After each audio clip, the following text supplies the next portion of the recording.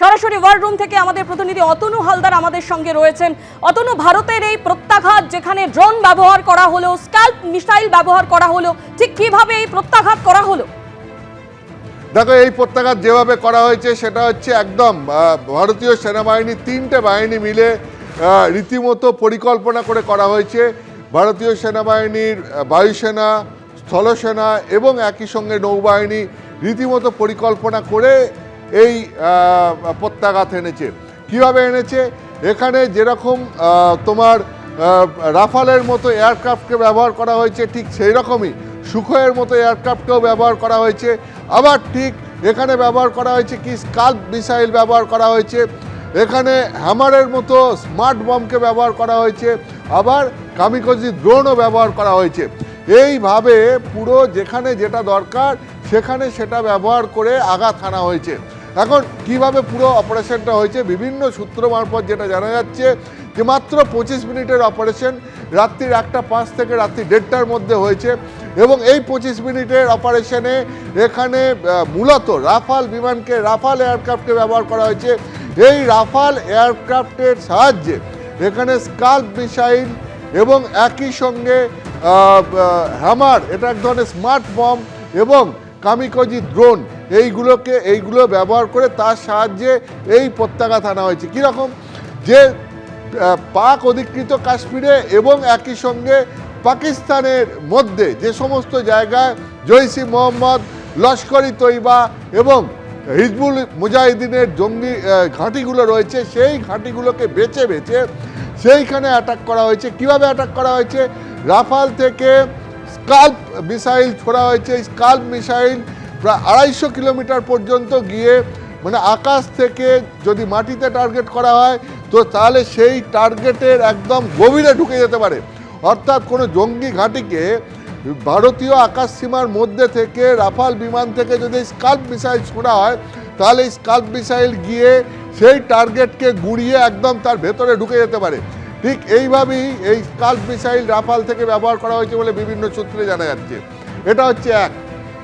দুই হচ্ছে কি হ্যামারের মতো স্মার্ট বম।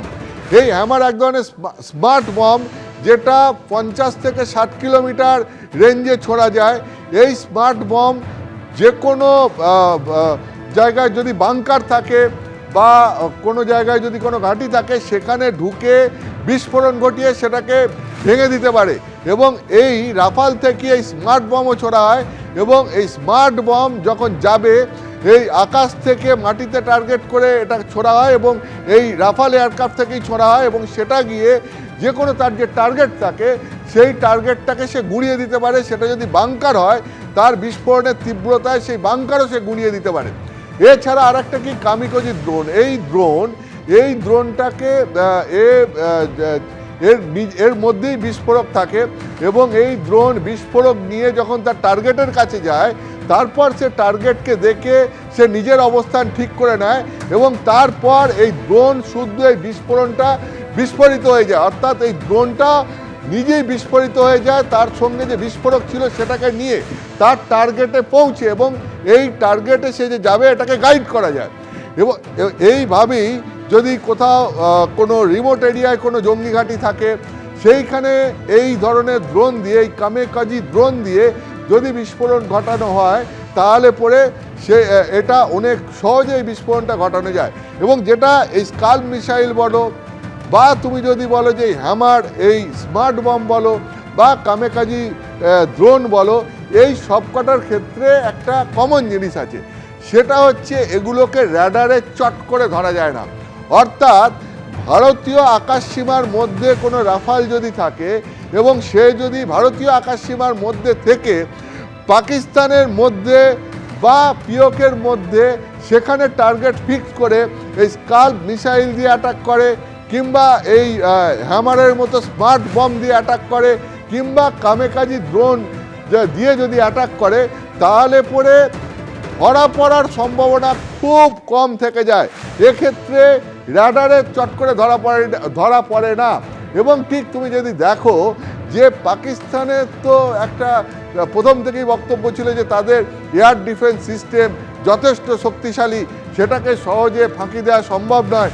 কিন্তু কালকে যেভাবে অ্যাটাক হয়েছে, যেভাবে 9টি জঙ্গি ঘাঁটি ভেঙে দেওয়া হয়েছে এবং এক একটা জঙ্গি ঘাঁটির একাধিক জায়গায় টার্গেট করে বিস্ফোরণ ঘটানো হয়েছে, ঠিক যেভাবে টার্গেটটা করা হয়েছে এবং 9টি জঙ্গি ঘাঁটি যেভাবে মাত্র 25 মিনিটের মধ্যে ভেঙে গুড়িয়ে দেওয়া হয়েছে, তাতে বোঝাই গেছে যে পাকিস্তানের এয়ার ডিফেন্স সিস্টেম এই ভারতের এই প্রত্যাঘাতকে ধরতেই পারেনি, এই আঘাত ধরতেই পারেনি। তার কারণ হচ্ছে গিয়ে এই ভারতীয় সেনাবাহিনীর বিভিন্ন সূত্র থেকে যেটা জানা যাচ্ছে যে এমনভাবে পরিকল্পনা করা হয়েছিল যাতে পাকিস্তানের এয়ার ডিফেন্স সিস্টেম ধরতে না পারে।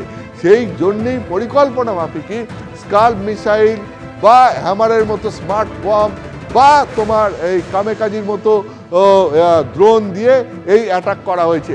ফলে যেটা হয়েছে যে খুব সহজেই পাকিস্তানের এয়ার ডিফেন্স সিস্টেমকে ভেদ করে সেখানে ঢুকে পাকিস্তানের মাটিতে 4টে জঙ্গি ঘাঁটি খুব সহজে গুঁড়িয়ে দেওয়া গেছে এবং পিওকের মধ্যে 5টা জঙ্গি ঘাঁটিকে খুব সহজে গুঁড়িয়ে দেওয়া গেছে। ফলে এইটা একদম পরিকল্পনা মাফিক একটা সাফল্য এসছে ভারতীয় সেনাবাহিনীর, এটা বলাই যায়। অতনু, তুমি আমাদের সঙ্গে থাকো।